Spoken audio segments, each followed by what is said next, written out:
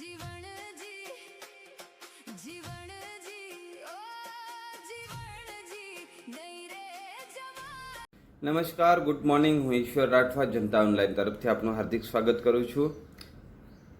Actually હવે આપણે ગઈ વખતે બીજા ટોપિક નાખ્યા હતા, તો હમણાં બીજો એક નવો ટોપિક આવ્યો છે. આદિવાસી વિદ્યાર્થીઓ જે વિકાસ દ્વારા છે, ટ્રાઇબલમાં જે હોસ્ટેલો છે, ડૉક્ટર બાબા સાહેબ આંબેડકર છે, ઠક્કર બાપા છે, રમાબાઈ છે, એવી જે ગવર્મેન્ટ એસટીવાળાની જે એસટી કે છે ઓબીસીવાળા વિદ્યાર્થીઓ માટે જે હોસ્ટેલ છે એને એડમિશન ભરાવાના ચાલુ થઈ ગયા છે.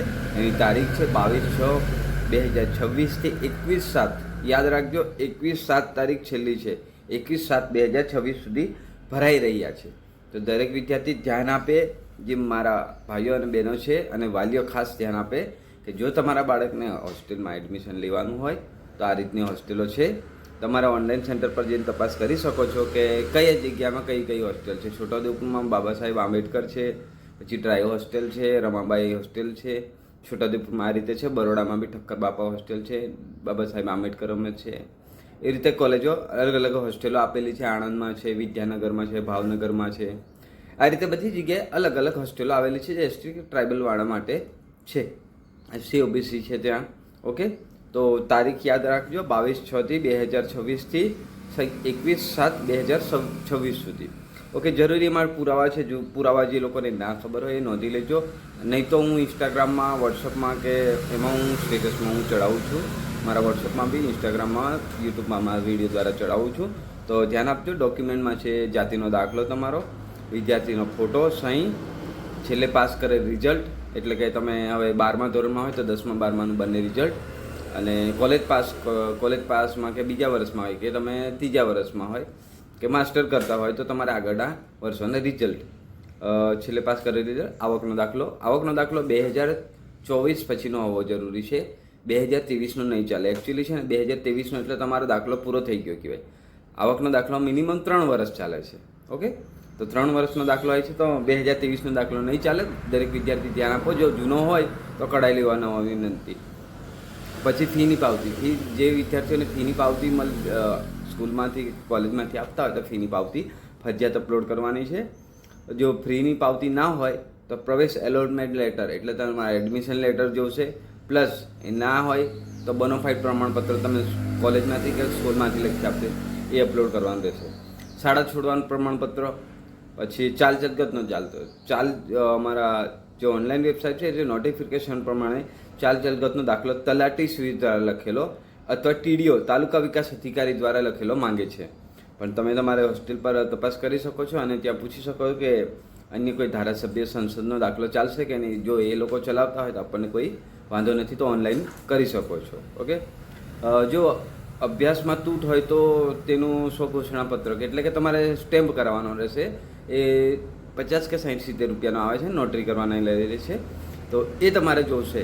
સ્ટેમ્પ તમારે કરાવવાનું છે, નોટરી કરવાનું છે. ધારો કે હવે તમે 12મું પાસ કર્યું છે 2023માં અને તમે હમણાં લો છો કોલેજમાં એડમિશન 2026માં, તો તમારે જે 1 કે 2 વર્ષનો ગેપ પડે છે એનો સ્ટેમ્પ તમારે લખાવવાનો હોય છે કે મને આ મારા અંગત કારણોસર મારી ભણવામાં તૂટ પડી ગઈ તો હું 2026માં આ રીતે એડમિશન લઉં છું. એવું સ્ટેમ્પમાં લખાઈને તમારે સ્ટેમ્પ કરાવીને અપલોડ કરવાનું. જો નહીં કરાવે તો એ લોકોનું એડમિશન રદ થઈ શકે છે કે કેન્સલ બી થઈ શકે છે.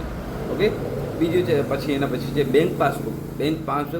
દરેક ડોક્યુમેન્ટ આપવો તો ક્લિયર દેખાયો એવા મને ઓનલાઈન સેન્ટર પર આપજો, જેનાથી વાંચી શકે, ઓફિસમાં બતાવી શકાય અને જે અપલોડ કરીએ છીએ ક્લિયરિટી મળી શકે. એટલા માટે રેશન કાર્ડ છેલ્લે છે. રેશન કાર્ડમાં ફરજિયાત નામ હોવું જોઈએ, પ્લસ તમારું કેવાયસી હશે તો જ ફોર્મ આગળ થશે.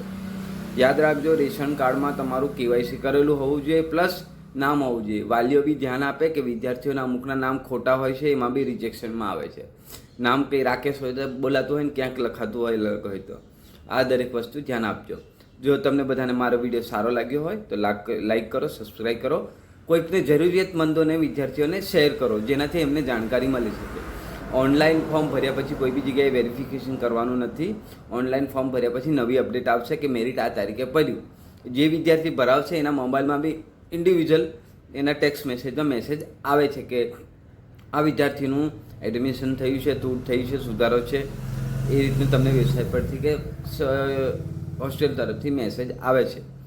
ધ્યાન આપો કે દરેક ડોક્યુમેન્ટ સ્પષ્ટ દેખાય એવા ઓરિજિનલ આપશો તો તમારું સારું પરફોર્મન્સ રહેશે, નહીં તો રિજેક્શનમાં બી આવી શકે. જો કોઈ ડોક્યુમેન્ટ ઝેરોક્સ હશે ને ક્લિયર દેખાય નહીં, કેવાયસી કરવા જશે અંદર રેશન કાર્ડમાં, ધારો કે રેશન કાર્ડમાં ઝાંખું છે, કેવાયસી કરવા ગયા, રેશન કાર્ડમાં કેવાયસી નહીં થયું તો તમારું ફોર્મ બી આગળ નહીં ભરાય. રેશન કાર્ડ તમે આપ્યું, કેવાયસી થઈ ગયું, ફોર્મ ભરાઈ ગયું, રેશન કાર્ડ અપલોડ કર્યું, ઝાંખું છે, એમાં પણ તમારું રિજેક્શન આવી શકે છે. તો દરેક વિદ્યાર્થીએ ધ્યાન આપો, જ્યાં મને ઓનલાઈન ફોર્મ ભરાવો, ડોક્યુમેન્ટ ઓરિજિનલ આપો, ઝેરોક્સ આપો તો સ્પષ્ટ રીતે એમાં ઝેરોક્સમાં નીચે સહી કરો, સેલ્ફ ડિક્લેરેશન કરીને કે તમે આમાં સહી કરો એટલે તમારું પરમિશન ગણાશે કે બરાબર દેખાય છે. ડોક્યુમેન્ટ પર સાઇન કરો અને દેખાય એવા ઝેરોક્સ આપો. ઓકે, થેન્ક યુ, ખૂબ ખૂબ આભાર તમે બધાએ મને સાંભળ્યું એટલા માટે.